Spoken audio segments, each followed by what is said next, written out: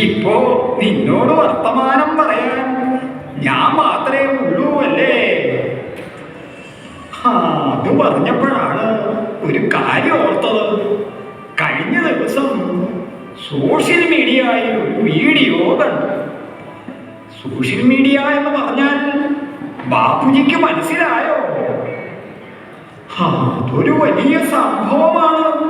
ഈ തിരഞ്ഞെടുപ്പ് വരെ ഇപ്പോ നിയന്ത്രിക്കുന്നത് ഇവരാ.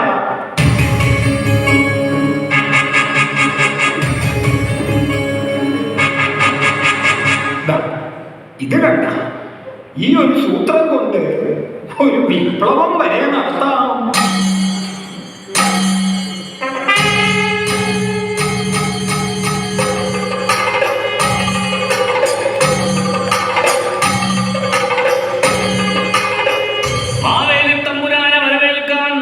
ഇതാ നാടൊരുങ്ങിക്കഴിഞ്ഞു. നല്ലൊരു ഇലസദ്യ കഴിക്കാൻ 3 തരം പായസം കൂട്ടി ഉണ്ണാൻ അമ്മത്തറവാട് ഹോട്ടലിലേക്ക് നിങ്ങളെ ക്ഷണിക്കുന്നു. ഉടൻ പേരുകൾ രജിസ്റ്റർ ചെയ്യും.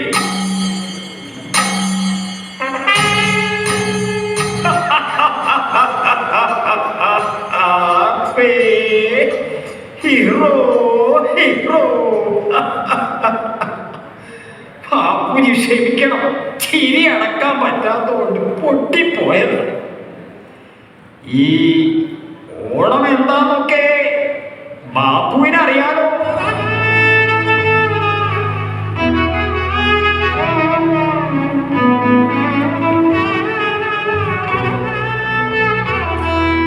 മുമ്പ് വൈക്കം സത്യാഗ്രഹത്തിനും അല്ലാതെയും ഒക്കെ ബാപ്പു കേരളത്തിൽ വന്നിട്ടുണ്ടല്ലോ.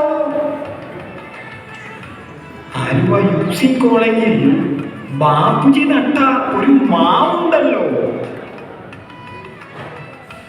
ഈ ഓണം കൊയ്ത്ത് കഴിഞ്ഞ് എല്ലാവരുടെ വീട്ടിലും നെല്ലും നാട്ടുപച്ചക്കറികളും സമൃദ്ധമായുള്ള ഒരു കാലത്തെ ഉത്സവമാണ്.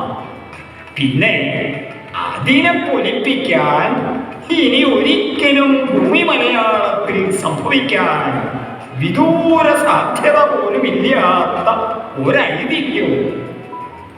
കേരളം ഭരിച്ചിരുന്നൊരു ചക്രവർത്തിയും കള്ളപ്പറയും ചെറുനാഴിയും ഇല്ലാത്ത, എള്ളോളം പൊളിവചനമില്ലാത്ത ഒരു കാലം. ഇന്ന് ആലോചിക്കുമ്പോ അതൊക്കെ വെറും കഥ എന്ന് തോന്നുമെങ്കിലും ഈ ഒരു ഓണക്കാലത്തിനു വേണ്ടി കാത്തിരുന്ന ഒരു ബാല്യം ഉണ്ടായിരുന്നു ഈ പത്മനാഭന്. അത് പറയും മുമ്പ് സോഷ്യൽ മീഡിയയുടെ കാര്യം പറയാം. സോഷ്യൽ മീഡിയയിൽ ഇപ്പോൾ വൈറലായ ഒരു വീഡിയോ ഉണ്ട്. ബാപ്പുജിയുടെയും ചാച്ചാജിയുടെയും ഫോട്ടോ കാണിച്ചിട്ട് ഇവർ ആരെന്ന് പറയാമോ എന്ന് പുതിയ തലമുറയോട് ചോദിക്കുന്നു ഒരു ഓൺലൈൻ ചാനലുകാരൻ. മറുപടി എന്താണെന്നറിയോ? അറിയില്ല, എവിടെയോ കണ്ടതുപോലെ. അത് കണ്ടത് സത്യം പറഞ്ഞ എന്റെ ഉള്ളൊന്ന് പിടഞ്ഞു.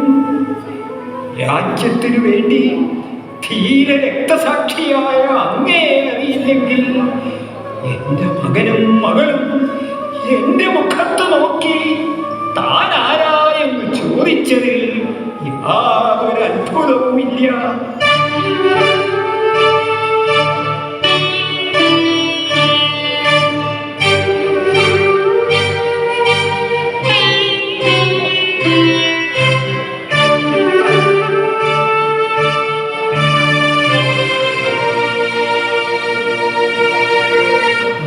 മാറുകയാണ് ബാപ്പു,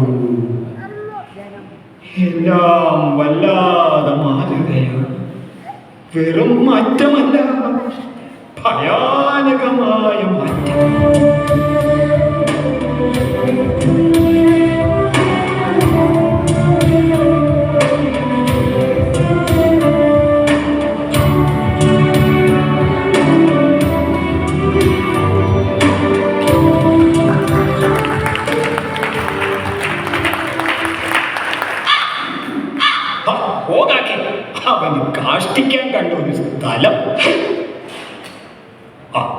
കൊള്ളാലോ.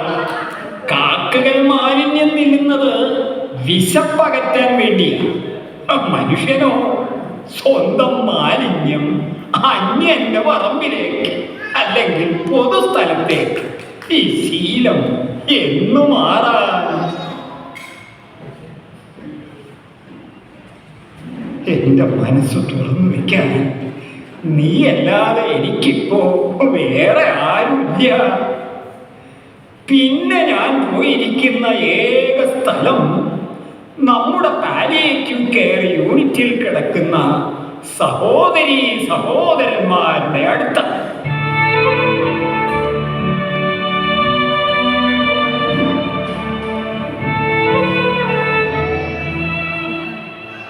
ആരും എന്നെ പോലെ ഒരേ തൂവൽ പക്ഷികളാണ്.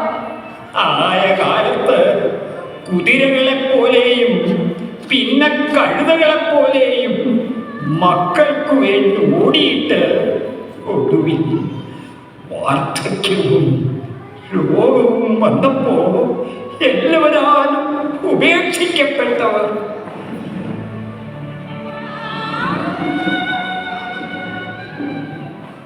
പറയുമ്പോ എല്ലാം പറയണമല്ലോ. ചിലര് ഭാഗ്യം ചെയ്തോരാ. എൻ്റെ അച്ഛന് വേണ്ടി അമ്മയ്ക്ക് വേണ്ടി എന്തൊക്കെ ചെയ്യാൻ പറ്റുമോ അതൊക്കെ അവസാനം വരെ ഞാൻ ചെയ്യുമെന്ന് പറഞ്ഞ് അവർക്കരികിൽ നിന്ന് മാറാതെ നിൽക്കുന്ന ചില മക്കളും മരുമക്കളും കൂട്ടത്തിലുണ്ട്. അവിടെ പോകുമ്പോ അവർക്ക് ഞാൻ സമ്മാനിക്കാറുണ്ട് ഒരു പൂ, അല്ലെങ്കിൽ ഒരു ചിരി, അല്ലെങ്കിൽ ഒരു ഉപ്പ് കഴിക്കും.